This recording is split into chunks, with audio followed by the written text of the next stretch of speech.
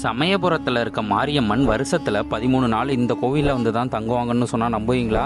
அட ஆமாங்க. வைகாசி மாதம் அமாவாசைன்னு ஒரு முதல் வெள்ளிக்கிழமை சமயபுரத்துல இருந்து எழுந்தருளி ஆகாய மார்க்கமா நீர் சொர்க்கமா அம்மாள் வந்து இங்கே வந்து காட்சி தரதா ஐதீகம்.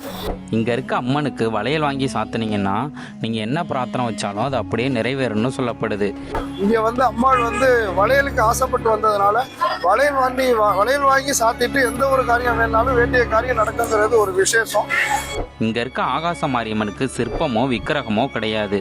வான்வழியாக வந்து காட்சி கொடுத்த காரணத்தினால வருஷத்தில் எல்லா நாளும் ஜோதி வடிவில் காட்சி தராங்க. அம்பாளுக்கு உருவமோ சிலையோ எதுவுமே கிடையாது, ஜடத்தை வச்சு உருவகம் பண்ணுறது தான்.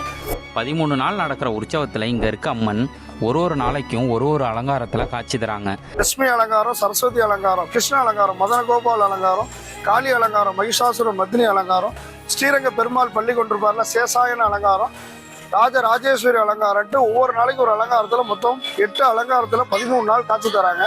இந்த கோவிலோட ஃபுல் வீடியோ நம்மளோட யூடியூப் சேனலில் அப்லோட் பண்ணியிருக்கேன், மறக்காமல் போய் பாருங்கள். இதே மாதிரி கோவில் தகவல் தெரிஞ்சுக்க நம்ம சேனலை ஃபாலோ பண்ணுங்கள்.